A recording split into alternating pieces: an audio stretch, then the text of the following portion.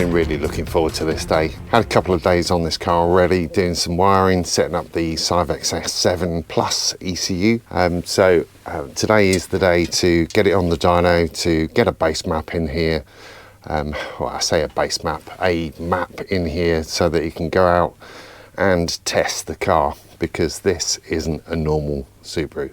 It started life as a JDM Hawkeye STI, but it is a million miles away from being a JDM Hawkeye STI now. We've got complete space frame, front and rear. Everything has been changed, everything has been set up to make this thing handle amazingly, and it is going to be a beast on the track. It's about, I don't know, probably 9-10 inches wider than a standard Subaru, much lower. It's been actually raised up for the dyno just so that we can get it on, and all the panels are handmade out of carbon. Bit of a beast. I'm sure I'm sure you will agree. Suspension geometry and setup is completely changed. It's been designed to handle. So I've kind of affectionately called this car the Toffee, because it's sticky. It's designed to stick to the track. Also, the owner Lee is a Everton supporter, and their nickname is the Toffees. Powering it at the moment, we've got a 2.35, so it's an EJ22 block, the strongest standard block that Subaru produce. This has got some new heads, obviously cams, valve springs, valves, Process West manifold. Everything is custom in here. Big injectors. Turbo is mounted at the front. At the moment we've just got a mesh on here just to stop any large debris going through it, but eventually we'll have a proper air filter. You're seeing it without the bodywork on. The bodywork is incredible. That's for a later video when we get this out on track.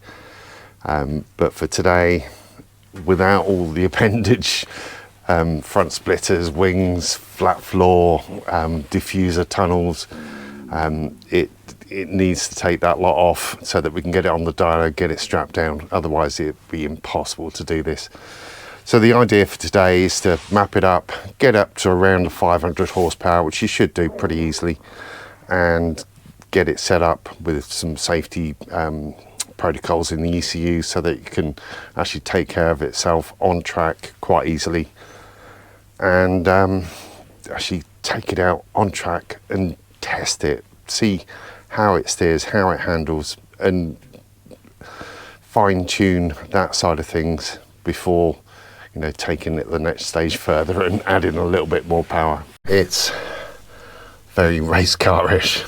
You know, we got digital dash. This is a Motec C125 dash, very nice, and Motec switch panel, and a few dials for dialing in the power settings. We got ECU down there on the floor at the moment. That's going to be mounted. ABS unit, stick shift, sequential gearbox. Eventually that will be replaced with the flappy paddles for up and down shifts, hydraulic handbrake. Not that you use that an awful lot on track. So yeah, there we are. We're ready to rock and roll, do some mapping.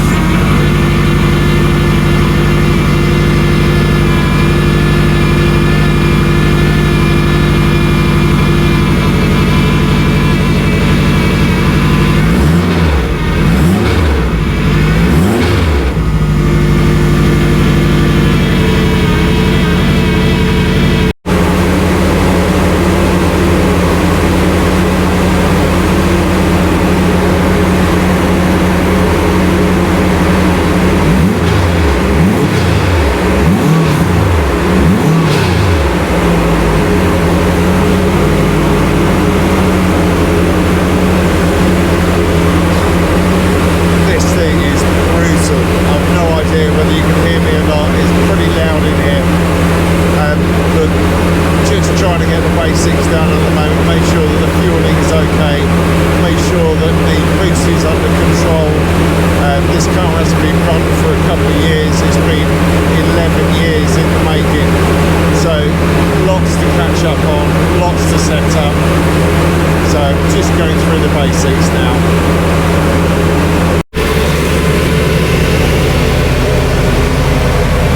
Right, so we had a bit of a problem on that first run. I was just trying to set it up for wastegate pressure, but as you can see, we kind of hit 1.7 bar before I switched off. That's not what I was wanting to get to. Fueling was fine, but I want to set it up wastegate pressure, maybe around a bar, and then build it up from there.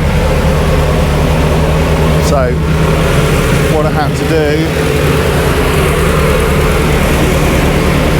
is take apart the external wastegate and free up the mechanism in there.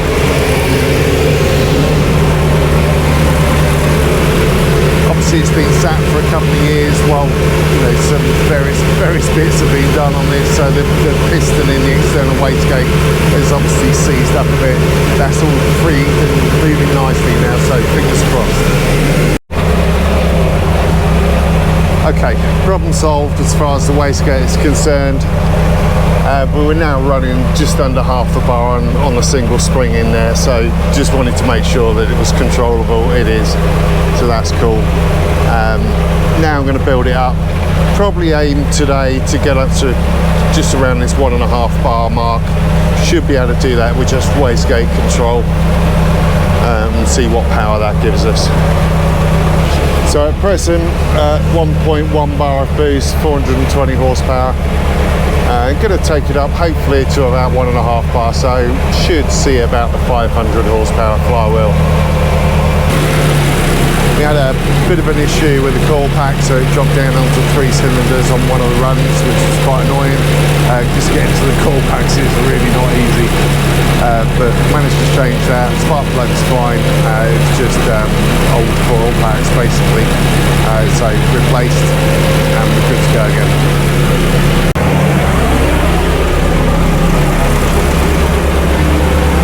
I have a problem with it running too cool with the fans on, so I have to warm it up a little bit before a run and then switch the fans on. Hopefully it doesn't cool down too much, that it goes into actually a warm-up lift mode.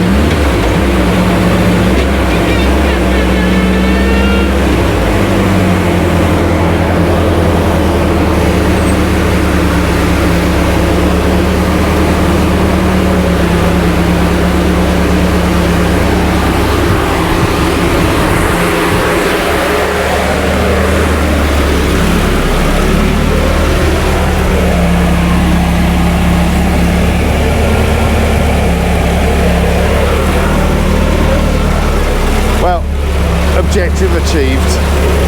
We were targeting 500, and 501 is what we've ended up with. Sort of 1.5 bar raising to 1.7 right at the top end there.